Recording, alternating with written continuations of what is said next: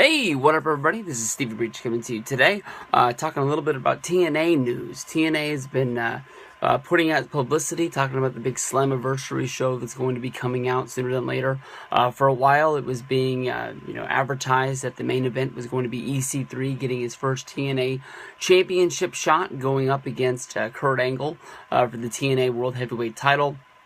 EC3 been in TNA for about 2 years. I was able to be at his debut when he came in at the Bound for Glory in San Diego.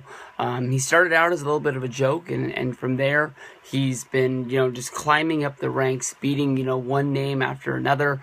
EC3 was able to say in a short little while that he beat Bully Ray, that he beat Sting, that this guy is no joke. I think he's even beat Kurt Angle before in his career, but this one's going to be the big one, and it's going to be going for the championship. But now, with their way that basically Destination America moved their show around, they ran out of a number of shows, so they have to go back and they have to do tapings before Slammiversary to make sure they have that one last show to do the go-home show to Slammiversary. Now it seems that show is actually going to be where EC3 and Kurt Angle is going to go, because they don't want to have to deal with spoilers, and they don't want to have to deal with word getting out about what happened at Slammiversary before Slammiversary happens, because it'll really kill their actual pay-per-view buys that are going down. Now, Slammiversary needs a main event. Today it was announced that the King of the Mountain match is going to be making its return to TNA. The King of the Mountain match is a match that we have not seen used in TNA since 2009. But basically, TNA and Dixie Carter has been basically throwing everything against the wall, trying to make something stick. You saw last year TNA bringing back the six-sided ring, thinking that maybe when they went from 6 sides to 4 sides, that was something that was keeping fans from watching the product. Because basically they didn't like it. TNA was always built on as an alternative to WWE, especially when TNA pushed the boundaries when WWE went to PG. They let their guys cuss. They let their guys bleed. They tried to be a wrestling company that if people didn't like what was going on in WWE, they could flip the channel and watch it. And as soon as Hogan and Bischoff got in there, they basically were trying to make a rival to WWE, and they basically went back to the 4-sided ring, which fans were very vocal about right off the bat, and the product became very much a copy and paste thing about what was going on in WWE. It was the same thing that was going down there. Now, TNA, they went back to the 6-sided ring. I honestly was very surprised when I saw the Global Force Wrestling show. They went with the 6-sided ring as well. It seems as if Jeff Jarrett might be just trying to copy what he had done before and just sort of move back into trying to be there. I think that the wrestling market as of right now is very competitive with, of course, WWE is a strong number 1, Ring of Honor and TNA fighting to see who's going to be number 2. You've got Lucha Underground, you got Global Force coming up. PWG is out there. Lots of indies are spread around. So there's a lot of wrestling products to be watching, and only people have so much time in order to watch these deals.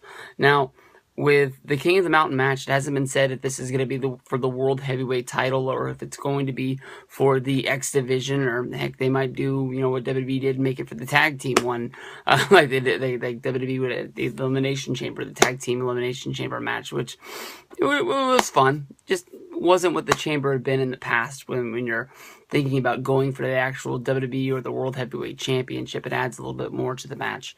But they announced today that they haven't really said if it's going to be for the World Heavyweight Championship or if it's going to be for the X Division or anything else, but that the King of the Mountain match will be returning. Honestly, in my mind, I can understand that TNA probably hears this question a lot about when the King of the Mountain match is going to return, but honestly, this match is a match that hasn't been featured since 2009, and according to the rules that were stated in the press release, if they are doing this, I think they are changing it up a little bit, or maybe they changed the King of the Mountain before they stopped using it, and I stopped realizing it. Honestly, one of the first TNA pay-per-views that I ever got was, I believe, TNA Bound for Glory 2006 is, I believe, what it was.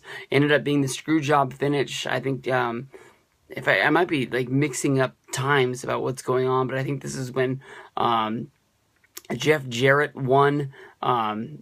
Because of the Hebner and the screwy referees, and I believe that this is what led to Jim Cornette coming in the company as trying to be like the commissioner or the GM or the guy that was sort of righting the wrongs, and he was a babyface, and he was trying to get things into motion about what was going down. I remember the Hebner got suspended for the screw job finish at the pay-per-view. For some reason, I think Kevin Nash got involved.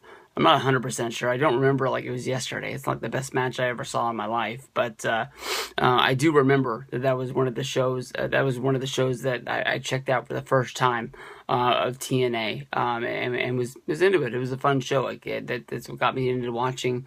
If they had Impact at the time and started rolling around watching the product, which led to me being a fan today.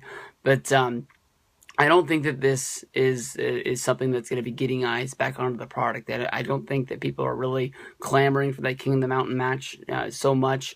The King of the Mountain match was always sort of a clusterfuck where guys had to get a pinfall in order to be eligible, and then you climb up the ladder and you grab the belt.